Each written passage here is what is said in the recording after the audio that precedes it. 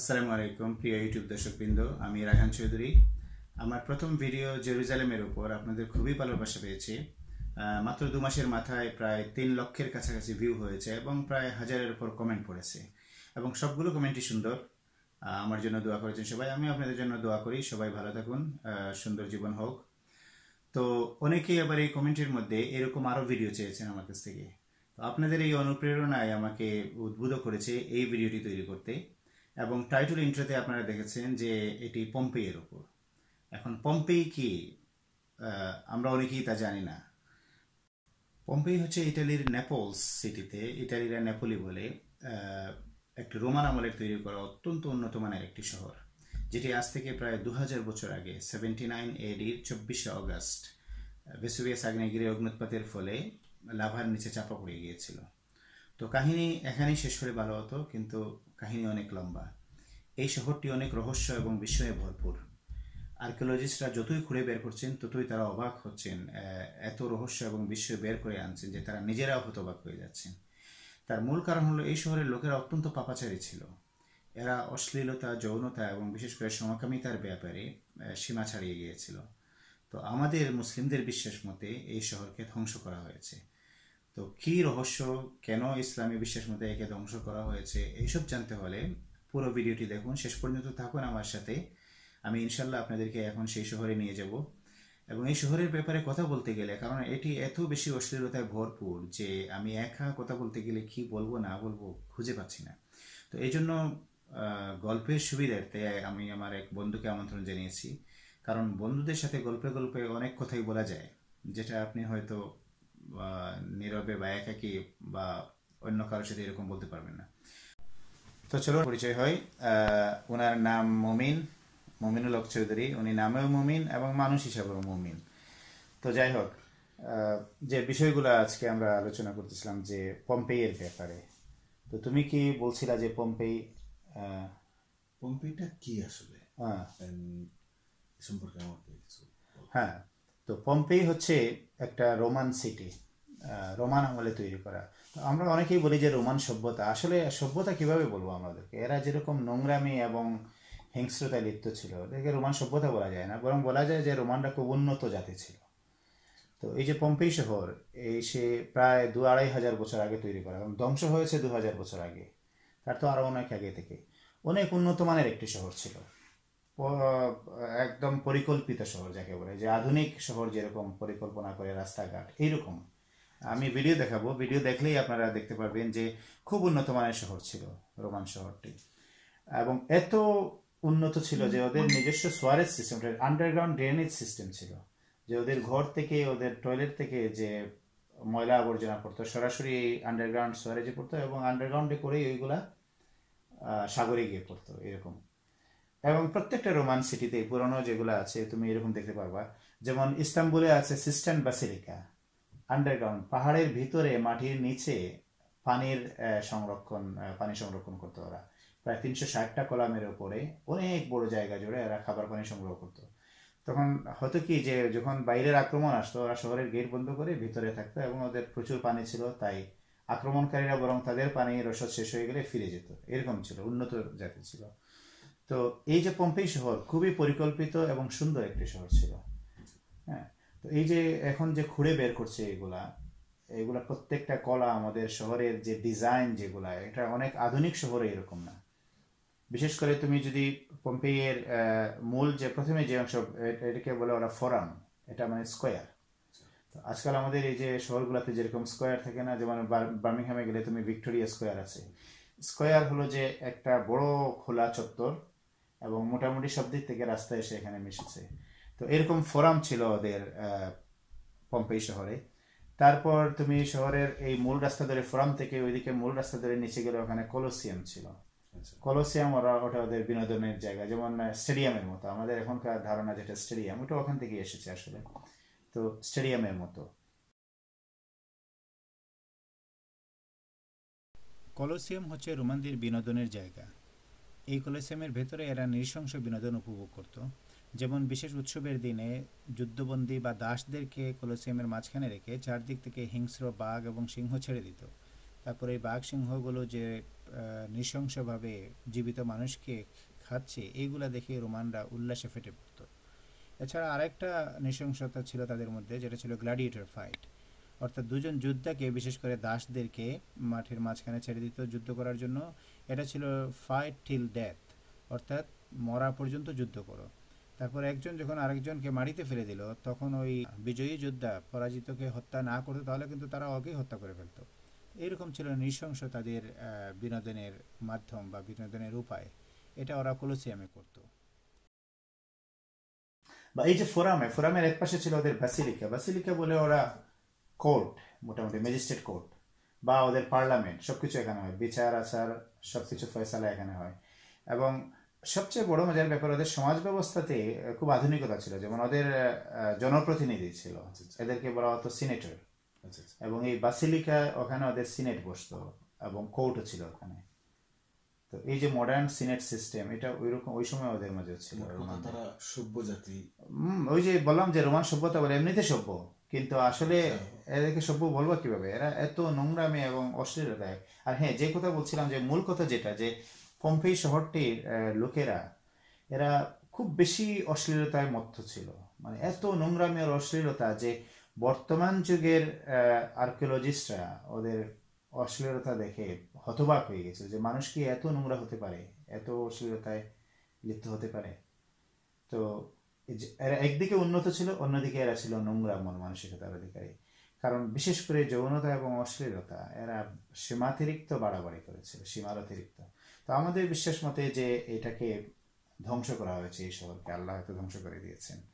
হ্যাঁ, এই হলো প্রথম জিনিস। তো আমি আমার আলোচনার মাঝে মাঝে আমাদের সাইড স্ক্রিনে আপনাদেরকে কিছু ভিডিও দেখাবো। হ্যাঁ, এরপরে তুমি কি জানতে চেয়েছিলে যে তাদের জীবনধারা। হ্যাঁ, তাদের জীবনধারাটা অনেক উন্নত মানের জীবনধারা ছিল। আমি আপনাদেরকে বলি যে এরা খুব আধুনিক জীবনযাপন করতো। যেমন এদের পাবলিক বাথ যেটা ছিল, পাবলিক বাথে ওখানে সোনা বা স্টিম বাথের ব্যবস্থা ছিল তখনকার সময়ে। আমি ওখানে ভিডিও দেখাবো, এবং ভিডিওতে ওয়ালের মধ্যে যে ছিদ্রগুলা, আপনারা যে ছিদ্রগুলা দেখতে পাবেন ওয়ালের মধ্যে, এটা হচ্ছে পাবলিক বাথ। এখানে সোনা, এখানে বাইরে থেকে স্টিম আসতো এবং স্টিম বাথ করতো ওরা পাবলিক বাথে। আবার ওদের যারা ধনী ছিল, তাদের নিজেদের বাড়ির মধ্যেই তাদের নিজস্ব স্টিম বাথ, হ্যাঁ, প্রাইভেট স্টিম বাথ বা হট ওয়াটার বাথের ব্যবস্থা ছিল। ভিডিওতে আপনারা আজ থেকে প্রায় 2000 বছর আগে তৈরি করা রোমান বাঁধ দেখতে পাচ্ছেন। এটা খুবই আধুনিক রোমান বাঁধ তখনকার সময়ের জন্য, কারণ বাইরে ওরা বিশেষ ব্যবস্থায় স্টিম তৈরি করতো এবং দেয়ালের মধ্যে যে ছিদ্র আছে এইগুলা দিয়ে স্টিমগুলা ভিতরে আসতো। তো এই হচ্ছে রোমানদের আমলে তৈরি করা যে স্টিম বাথ। বর্তমান যুগের যে সোনার ধারণা ঠিক এইরকম।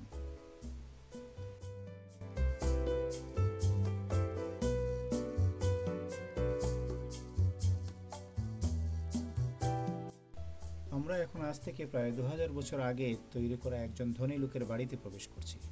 একটা কথা আপনাদের বলা হয়নি, যে এই পুরো কমপ্লেক্সটা, পুরো শহরটাই এক ধরনের আগ্নেয়গিরির ছাইয়ের নিচে চাপা পড়া ছিল। প্রায় 20 থেকে 25 ফুট গভীর ছাইয়ের স্তরের মধ্যে এই পুরো শহরটি চাপা পড়া ছিল।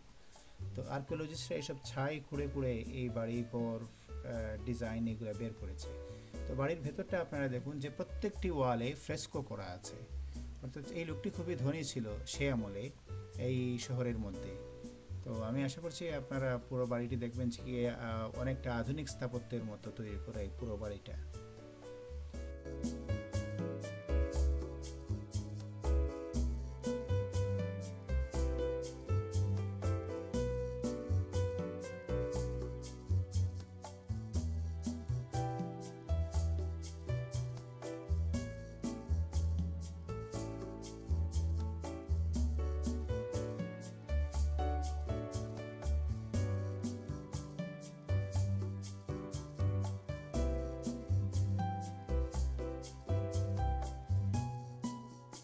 যদিও এটি একটি ধনী লোকের বাড়ি, ছেলেটি কিন্তু আমার। ওর সাময়িক দুষ্টুমির জন্য আমি দুঃখিত।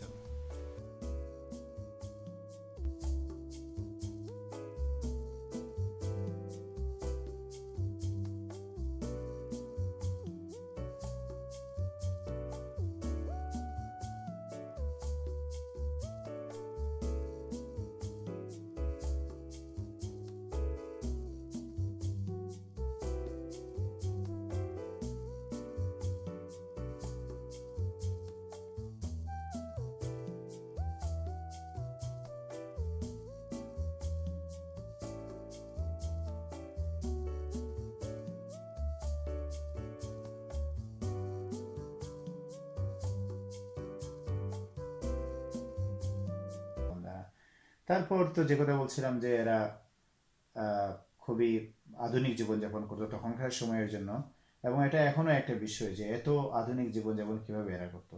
কারণ শহরের প্রত্যেকটা গলিতে তুমি যে জিনিসটা পাবা, যে দুইটা জিনিস পাবা, বেকারি এবং পতিতালয়।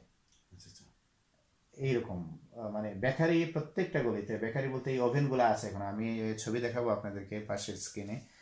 তো ওখানে ওরা ব্রেড বেক করতো, এবং বলা হতো যে এরা নাকি দুপুরবেলা ঘরে লাঞ্চ করতো না, এরা বাইরে গিয়ে এই রেস্টুরেন্ট, যেটা এখনকার রেস্টুরেন্টের ধারণা ওই রকম প্রত্যেকটা গলিতে এরকম আছে, 2টা-3টা করে বেকারি আছে। আর যে কথা বলছিলাম যে পতিতালয়, কারণ এরা এত বেশি যৌনতায় আসক্ত ছিল যে 6000 লোকেদের আবাস এরা খুঁড়ে বের করেছে। এখন এই 6000 লোকের জন্য 100-র মতো পতিতালয় আছে, এবং এই পতিতালয়গুলো মূল কথা যে আমি যেটা বলতে ভুলে গেছি যে এরা বাড়াবাড়ি, এই জন্য বলছি যে এরা সমকামী। মূল রহস্যটা কি ছিল? হ্যাঁ, মূল রহস্যটা যে এরা বাড়াবাড়ি করতো, সমকামিতার ব্যাপারে এরা খুবই বাড়াবাড়ি করতো। এই যে পতিতালয় যেগুলো, এগুলাতে মহিলা পতিতালয়ের সাথে পুরুষ পতিতালয় থাকতো, তো এরা মানে সমকামী ছিল। তো এগুলো একটা মারাত্মক ধরনের অপরাধ, মানে এত বাড়াবাড়ি করতো যে এরা প্রকাশ্য মাঠে সমকামিতায় লিপ্ত হতো। তো মূল রহস্যটা হচ্ছে, এখানের মূল রহস্য যেটা, সেটা হচ্ছে যে যখন খুঁড়ে বের করেছে, যে ডেড বডিগুলা যেখান ওগুলা বের করেছে, এটাই হলো মূল রহস্য। এটার জন্য মানুষ যায় ওখানে, যে এই বডিগুলা এখনো অবিকৃত থেকে গেছে, এখনো পুরোপুরি অবিকৃত। কারণ ওদের সেকুলার ওয়েতে ওরা বলে যে হঠাৎ করে আগ্নেয়গিরির অগ্নুৎপাত হয়েছে, এবং ওখানে ভলকানিক আশ, যেটা আগ্নেয়গিরির ছাই, এগুলো এসে নাকি ওদেরকে কাভার করে ফেলে দিয়েছে। এবং মূল ব্যাপার হলো যে বডিগুলো যে বের করেছে, এগুলা যে অবস্থায় ছিল ঠিক সেই অবস্থায় বের করেছে। যেমন আমি কটা এক্সাম্পল দিই, বিকৃত হয় নাই না, এমনকি ওদের শরীরের মাংস পর্যন্ত লাগানো আছে, কিন্তু ওটার উপরে, মাংসের উপরে ছাইয়ের প্লাস্টার, এই জন্য ওরা এটাকে প্লাস্টার বলে। হ্যাঁ, এইটাই হলো একটা মূল রহস্য, যে আমাদের যে বেরিয়াল সিস্টেম, বা আমরা যেভাবে লাশ দাফন করি, এই সময়ে 2টা পথ আছে লাশ দাফনের। একটা হলো যে আমরা যেভাবে, মুসলিমরা যেভাবে কবর দেই, বা খ্রিস্টানরা দেয় কফিনের মধ্যে ভরে কবরে রেখে ওপরে মাটি দেয়, আর আমরা দেই কিভাবে, লাশটা মাটিতে রেখে ওপরে বাঁশ বা চাটাই বা কাঠ এরকম দিয়ে তার উপরে মাটি দেয়। তাতে হয় কি, যে মাটি যাতে সরাসরি লাশের শরীরে না লাগে, তাতে হয় কি, মাঝখানে যে গ্যাপ থাকে ওখানে কিছু অক্সিজেন ট্র্যাপড হয়ে যায়, এবং এই অক্সিজেন ট্র্যাপড হওয়ার কারণে 7-8 বছরের ভেতরে পুরো বডিটা ডিকম্পোজ হয়ে যায়। তুমি যদি কোনো মুসলিম কবর খুঁড়ে বের করো 8-9 বছর পরে, তুমি কিছুই পাবে না ওখানে, মাটি ছাড়া আর কিছুই পাবে না, সব ডাস্ট হয়ে যায়। আমাদের যে এই যে গ্যাপের মধ্যে যে অক্সিজেন ট্র্যাপড হয়, এটার বিক্রিয়ায়, রাসায়নিক বিক্রিয়ায় পুরো বডি ডিকম্পোজ হয়ে যায়। আর আরেকটা পথ হলো যেটা, এই যে মাটি চাপা দেওয়া, যেটা গণকবরগুলো দেখো 100 বছর পরে খুঁড়লেও ওখানে হাড় হাড্ডি এগুলো মিলে। তার কারণ হলো ওখানে কোনো অক্সিজেন ট্র্যাপড হয় না, তাই মাংস পচে যায় মাটির সাথে, কিন্তু হাড় হাড্ডি এগুলা থাকে, এই জন্য 100 বছর পরেও এগুলো পাওয়া যায়। কিন্তু আশ্চর্যের ব্যাপার বা রহস্যজনক বিষয় হচ্ছে যে এদের শরীরের সাথে মাংস লাগানো ছিল। এখন এগুলা দেখতে লাগে যে সিমেন্টের তৈরি, বোধহয় এগুলা কিন্তু সিমেন্টের তৈরি নেই, এগুলা প্রকৃত মানুষ, এবং তাদের মাংসের উপরে যে ছাইয়ের যে প্রলেপ, এইটা পড়েছে। তো এটা হলো আশ্চর্য, যে মাংসটা পর্যন্ত কিভাবে থাকলো। এবং এই মাংস নিয়ে ওরা অনেক গবেষণা করে, এই যে আর্কিওলজিস্ট যারা, এখনকার মডার্ন অনেক ধরনের আধুনিক মেশিনপত্র, যন্ত্রপাতি দিয়ে এরা গবেষণা করছে, এবং গবেষণা করে একটা জিনিস বের করেছে, যে এরা প্রচন্ড রকমের নোংরামি এবং বিশেষ করে সমকামিতায় লিপ্ত ছিল। শহরের পূর্ব পাশে একটা মাঠ থেকে অনেকগুলো দেহ উদ্ধার করেছে, এবং আমি পাশে স্ক্রিনে কিছু ছবি দেখাবো আপনাদের। এই দেহগুলার ডিএনএ ওরা টেস্ট করে বেশিরভাগ দেহই পেয়েছে যে এরা এই যে যৌন ক্রিয়ায় লিপ্ত ছিল, এরকম অবস্থায় দেহগুলা বের করেছে, এবং বেশিরভাগ দেহই ওরা বলেছে যে এগুলা পুরুষ, দুজনেই পুরুষ। এবং এই ডিএনএ টেস্ট করে এরা এটাও নিশ্চিত করেছে যে এই দুজন পুরুষ কোনো বাপ ছেলে না, এরা ভিন্ন দুজন পুরুষ। তো কিন্তু এরা এই সমকামিতায় লিপ্ত ছিল। এজন্যই এই যে আমি মনে করি যে এটা ধ্বংস করা হয়েছে, কারণ এইভাবে তো কওমে লূতকে আল্লাহ ধ্বংস করে দিয়েছেন। লূত আলাইহিস সালাম তার জনগণকে অনেক দিন পর্যন্ত এইসব থেকে বিরত থাকার জন্য বলছিলেন, কিন্তু তারা কোনো কানে তুলেনি। তারপর আল্লাহ তাদেরকে ধ্বংস করে দিয়েছেন, যেটা বলা হয় যে সদম এন্ড গমোরা 2টা সিটি, এটা ডেড সির নিচে চাপা পড়া আছে বলা হয়। তো যাই হোক, এই যে রহস্যটা এইখানে যে এই 2000 বছর পরেও এদের মাংসগুলা পর্যন্ত শরীরের মধ্যে রয়েছে, এমনকি অনেক ডেড বডি, আমি এখানে ছবি দেখাবো আপনাদের, যে ওদের দাঁতগুলা পর্যন্ত অবিকৃত রয়েছে, দাঁতগুলো। আচ্ছা, হ্যাঁ, ইসলাম বা কোরআনের সাথে হ্যাঁ, এই বিষয়গুলোর কোনো সম্পর্ক আছে কিনা? যে ইসলাম বা কোরআনের সাথে কোনো সম্পর্ক আছে কিনা, আসলে ব্যাপার হচ্ছে যে আপাত দৃষ্টিতে কোনো সম্পর্ক নেই। পবিত্র কোরআনের কোথাও তুমি পম্পেই নামে কোনো শব্দ খুঁজে পাবে না। হ্যাঁ, কিন্তু এই বিষয়টি নিয়ে যত ঘাটাঘাটি করবে, যত বেশি এই বিষয়টির গভীরে ঢুকবে, ততই দেখতে পারবে যে কোরআনের আয়াতগুলো যেন স্পষ্ট হয়ে উঠছে ওখানে। কোরআনের যে সতর্কবাণী যেগুলা, বা কিভাবে আল্লাহ অনেক সম্প্রদায়কে ধ্বংস করেছেন। আমি একটা কথা এখানে বলে রাখি, আমরা জানি যে প্রায় 1,24,000 নবী পয়গম্বর এই পৃথিবীতে এসেছেন, এবং এক একটা নির্দিষ্ট গ্রুপ মানুষের জন্য, নির্দিষ্ট জায়গায় নির্দিষ্ট সম্প্রদায়ের জন্য ওনারা এসেছেন। কিন্তু পবিত্র কোরআনে মাত্র 25 জন নবী রাসূলের কথা উল্লেখ করা হয়েছে, এবং মাত্র কয়েকটা কওমের কথা আল্লাহ পরিষ্কারভাবে বর্ণনা দিয়েছেন যে এদেরকে ধ্বংস করেছেন কিভাবে, যেমন আদ, সামুদ, এদেরকে কিভাবে ধ্বংস করেছেন, নূহ আলাইহিস সালামের লোকদেরকে বন্যা দিয়ে ধ্বংস করেছেন, এরকম আল্লাহ বলেছেন। এছাড়াও আল্লাহ বলেছেন যে অনেক সম্প্রদায়কে আমি ধ্বংস করেছি, অনেক সম্প্রদায়ের কথা আল্লাহ বলেছেন। তো এখানে এই পম্পেই অনেক সম্প্রদায়ের একটা হতে পারে। এবং বড় জিনিস হলো আল্লাহ বারবার বলছে, পবিত্র কোরআনের বিভিন্ন জায়গায় আছে, ফাসিরু ফিল আরদি, তোমরা পৃথিবীতে ভ্রমণ করো এবং দেখো যে মিথ্যাবাদীদের পরিণাম কত ভয়াবহ হয়েছে। কোনো জায়গায় আকিবাতুল মুকাজ্জিবিন, কোনো জায়গায় মুজরিমিন, অপরাধীদের পরিণাম কত ভয়াবহ হয়েছে তোমরা দেখো। বিভিন্ন শব্দ আল্লাহ ইউজ করেছেন যে কিভাবে বিভিন্ন সম্প্রদায়কে ধ্বংস করেছেন। এটা হলো একটা। এখন এই পম্পেয়ের সাথে আমরা অনেকগুলো মিল পাই। যেমন একটা আয়াত আছে, এটা যদিও ফেরাউনের জন্য, কিন্তু আল্লাহ ওখানে বলেছেন ফেরাউনের সেই আয়াত, এটা সূরা ইউনূসের 92 নম্বর আয়াত, যেটা এই আয়াতটা হচ্ছে ফালিয়াউমা নুনাজ্জিকা বিবাদানিকা, এই বলে শুরু আয়াতটা, যে আজ আমি তোমাদের দেহকে আমি সংরক্ষণ করেছি পরবর্তীদের জন্য নিদর্শন হিসেবে, উদাহরণ হিসেবে। কত কঠিন। হ্যাঁ, যদি এটা ফেরাউনের জন্য, কিন্তু ওই যে বলছিলাম যে আল্লাহ বলছেন অনেকগুলো সম্প্রদায়কে আমি, তো এদের সাথেও তো মিলতে পারবো না, এদের দেহকেও আল্লাহ সংরক্ষিত করেছেন। কিন্তু বড় বড় যে সম্প্রদায়কে ধ্বংস করেছেন, যেমন আদ, সামুদ, এরা অত্যন্ত শক্তিশালী ছিল এবং অনেক উঁচা লম্বা ছিল, যে এরা গাছকে হাত দিয়ে এরকম উপড়ে ফেলতো। তো এদেরকে যখন ধ্বংস করেছেন, আল্লাহ বলেছেন পবিত্র কোরআনে এটা বলেই দিয়েছেন যে এদের কোনো নাম নিশানা পর্যন্ত বাকি থাকেনি। হ্যাঁ, এদেরকে একদম চিরতরে ধ্বংস করে দিয়েছেন। কিন্তু এদের গড় বাড়িগুলো রয়েছে এখনো। জর্ডানের পেট্রা, যদি কোনোদিন সম্ভব হয় আমরা যাবো ওখানে, জর্ডানের পেট্রায় এই যে ওখানে পাহাড় কেটে যে ওরা ঘর তৈরি করতো, উঁচা উঁচা ঘরগুলো আছে, যে এত উঁচু ঘর, কিন্তু ওই ঘরগুলোতেও নাকি ওরা মাথা কুজু করে ঢুকতো।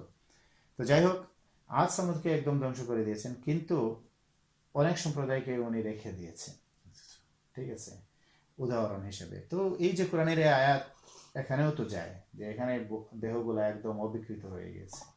হ্যাঁ, পরিবার নিয়ে যাওয়া যাবে? হ্যাঁ, এই একটা প্রশ্ন যে পরিবার নিয়ে অবশ্যই যাওয়া যাবে। কারণ একটা জিনিস হয়েছে কি, আমি আরেকটা মজার দুইটা ঘটনা বলি। একটা হচ্ছে 1799 ইংরেজিতে ডোমেনিকো ফন্টানা নামে একজন আর্কিওলজিস্ট, সম্ভবত ইটালিয়ান, সে প্রথম এই জায়গাটা খোঁড়াখুড়ি শুরু করেছিল, এবং সে খোঁড়েই একটা ইমেজ দেখেছে। কারণ আমি যেহেতু আগে বলছিলাম যে ওদের ধনী লোক যারা, এদের ঘরের ওয়ালগুলোর মধ্যে পেন্টিং করা থাকতো, বিভিন্ন ছবি, এবং এই যে পতিতালয়গুলোতে পেন্টিং থাকতো ওয়ালের মধ্যে, এগুলোকে ফ্রেস্কো বলা হয়, এবং বেশিরভাগ পেন্টিংয়ে ছিল নোংরা, অশ্লীলতা। তো ডোমেনিকো ফন্টানা যখন কিছু খুঁড়ে একটা দেয়ালের মধ্যে এরকম একটা ইমেজ দেখতে পেল, যে সমকামীদের ইমেজ, সাথে সাথে সে করেছে কি, ভয় পেয়ে, আবার সে আবার ভালো খ্রিস্টান ছিল, সে ভয় পেয়ে আবার কভার করে রেখে দিয়েছে। হ্যাঁ, তারপরে প্রায় শখানেক বছরের সে পরে 1865 ইংরেজির দিকে সম্ভবত, তখন নেপলসের রাজার আদেশে আবার এগুলা খোঁড়াখুড়ি শুরু হলো। তো খুঁড়ে বের করার পরে নেপলসের রাজা ওনার স্ত্রী এবং মেয়েকে নিয়ে গিয়েছিলেন এগুলা দেখতে, এই ফ্রেস্কোগুলা। কিন্তু এগুলা এত নোংরা ছিল যে রাজা নিজে বিব্রত হয়ে গিয়েছিল, নেপলসের রাজা। তখন সে করলো কি, রাজা অর্ডার দিল যে এই সব ছবি এবং এই দেহগুলাকে, যেগুলা অশ্লীল ভঙ্গিতে আছে, এগুলাকে একটা সেক্লুডেড এরিয়ার মধ্যে রাখতে, এবং সে অর্ডার করে দিল যে ওখানে কোনো প্রাপ্তবয়স্ক ছাড়া কেউ যেতে পারবে না, এবং এই জায়গার ব্যাপারে আগে ওয়ার্নিং দেওয়া আছে, এবং এটা রেড জোন বলে, এটাকে ম্যাপের মধ্যে এটাকে রেড জোন দিয়ে দিয়েছে, রেড লাল কালারের, যে ওখানে ফ্যামিলি নিয়ে যেতে পারবে না। তো আমি আমার স্ত্রী সন্তানকে নিয়ে গেছিলাম, কিন্তু আমি ওই সেক্লুডেড এরিয়ায় ওদেরকে নিয়ে যাইনি।